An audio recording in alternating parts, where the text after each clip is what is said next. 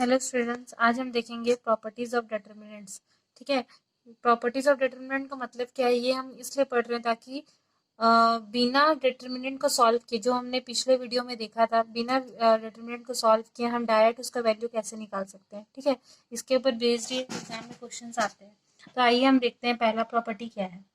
देखिए, if each entry of any row और column is zero, मतलब अगर कोई रो और कॉलम का एंट्री अगर जीरो होता है then the value of determinant is zero. For example, अगर मैं बोलूं सपोज यहाँ पे एक डिटर्मिनेंट है,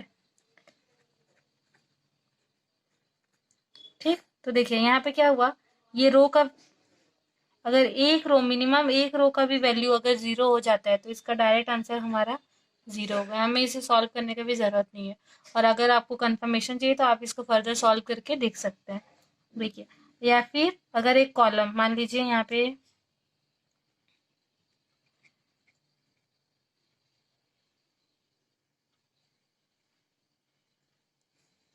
तो यहाँ पे देखिए, यहाँ पे इस कॉलम का वैल्यू जीरो हुआ तो यहाँ पे हम डायरेक्ट इसका वैल्यू जीरो लिख सकते हैं। तो अगर हमें प्रूफ में आता है कि ये solve this determinant using properties and prove that the value of determinant is zero, तो हम क्या करेंगे, हम कौन सा प्रॉपर्टी, ये प्रॉपर्टी को याद रखेंगे। ठीक है, तो अगर कोई भी एक कॉलम या रो का वैल्यू अगर जीरो आ जाता है तो उस डिटर्मिनेंट का वैल्यू हमें जीरो मिलेगा। ठीक। अब सेकेंड प्रॉपर्टी क्या है, if rows and columns are interchanged then the determinant remains same. मतलब देखिए, अगर मैंने यहाँ पे लिया,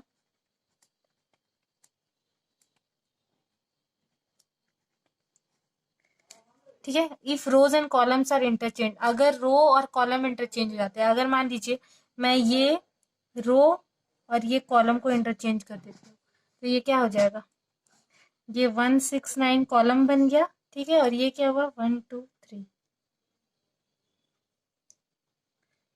तो अगर रोज एंड कॉलम्स अगर इंटरचेंज होता है तो भी उस डिटर्मिनेंट का वैल्यू हमें हमेशा क्या मिलेगा, दिस वैल्यू वैल्यू। तो यहाँ पे देखिए, ये वाला क्या था, 1 2 1, ये हमारा क्या बन गया, ये फर्स्ट कॉलम क्या बना दिया मैंने, फर्स्ट रो। तो यहाँ पे 1 2, सॉरी यहाँ पे 1 होगा। ठीक है, और ये पहला रो हमारा क्या बन गया, कॉलम बन गया, तो भी क्या होगा, हमारा वैल्यू रिमेन्स सेम। ये आपको याद रखना है। तो अगर आप इस डिटर्मिनेंट का जो वैल्यू निकालेंगे ना और इस डिटर्मिनेंट का जो वैल्यू निकालेंगे दोनों, तो हमारा वैल्यू रिमेन्स सेम। मतलब अगर इसका आंसर 8 आया तो इसका आंसर भी 8 आएगा, अगर इसका आंसर 9 आया तो इसका आंसर भी 9 आया, जो what ever the value you will get, both the answer will be same. ठीक है। अब थर्ड प्रॉपर्टी हमारा है, इफ टू रोज और columns of a determinant are identical और same then the determinant is zero. देखिए, मैंने बहुत सिंपल लैंग्वेज में लिखा है।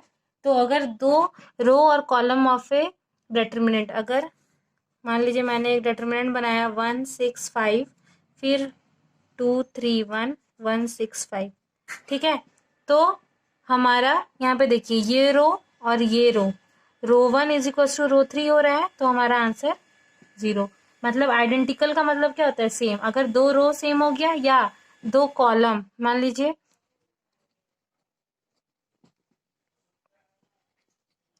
कुछ भी वैल्यू ले सकते हैं, तो इसका भी वैल्यू जीरो होगा। क्यों जीरो होगा, since column 1 and column 3 same है। यहाँ पे कॉलम 1 कॉलम 2 भी सेम है। मतलब कोई भी दो रो या दो कॉलम, ठीक है, अगर सेम हुआ तो रो और कॉलम सेम होना नहीं, दो रो सेम होना चाहिए या दो कॉलम सेम होना चाहिए, तब जाके हमारा वैल्यू ऑफ डिटर्मिनेंट जीरो आएगा। ठीक है, तो जीरो के लिए सिर्फ टू कंडीशन है। कौन कौन सा प्रॉपर्टी में हमको जीरो मिलेगा, या तो एक रो, जो हमने फर्स्ट प्रॉपर्टी देखा, या तो एक रो जीरो होगा या तो एक कॉलम जीरो होगा तो हमें जीरो मिलेगा।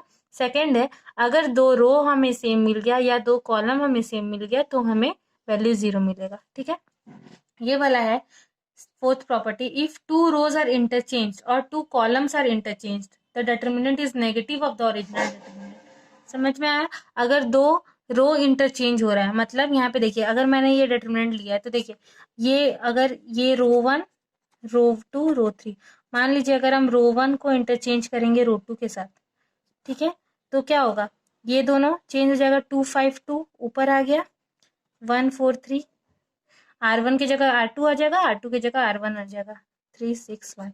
ठीक है। तो मान लीजिए अगर इसका आंसर हमें x मिला ना, तो इसका आंसर हो जाएगा -x। समझ में आया?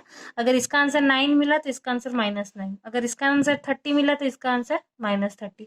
इसी तरह कॉलम्स के ऊपर भी एप्लीकेबल होगा। अगर कॉलम 1 और मान लीजिए कॉलम 3 को मैंने इंटरचेंज किया तो क्या होगा, ये कॉलम 1 है, ये कॉलम 3 है, तो कॉलम 1 की जगह कॉलम 3 आ जाएगा, 3 2 1, और ये तो सेम रहेगा, और ये कॉलम 3 की जगह में ये आ गया। तो यहाँ पे क्या हो रहा है, कॉलम 1 कॉलम 3 सेम हो रहा है। तो अगर इसका वैल्यू अगर x है तो इसका वैल्यू -x होगा। तो समझ में आया? तो और एक सेकंड प्रॉपर्टी में हमें क्या पढ़ा था, रो और कॉलम अगर इंटरचेंज हो रहा है तो वैल्यू सेम रहेगा, लेकिन अगर दो रो खुद में चेंज हो रहा है या दो कॉलम खुद में चेंज हो रहा है तो आंसर जो नेगेटिव में आएगा, जो ओरिजिनल आंसर रहेगा उसका नेगेटिव हो जाएगा। ठीक है। अब ये लास्ट इंपॉर्टेंट प्रॉपर्टी है, if each entry in a row or column of a determinant is written as the sum of two or more terms, then the determinant is written as the sum of two or more determinants। ये तो आपको समझ नहीं आया होगा। देखिए example, अगर यहाँ पे देखिए ये वाला कॉलम में क्या है, दो टू का समेशन है। ठीक है, दो टू का सम, तो इसको हम किस तरह से लिख सकते हैं, देखिए ये A1 A2 A3 लिखेंगे, B1 B2 B3 C1 C2 C3, फिर ये प्लस का साइन लगाया, फिर देखिए अब ये x1 के साथ में ये पूरा जाएगा।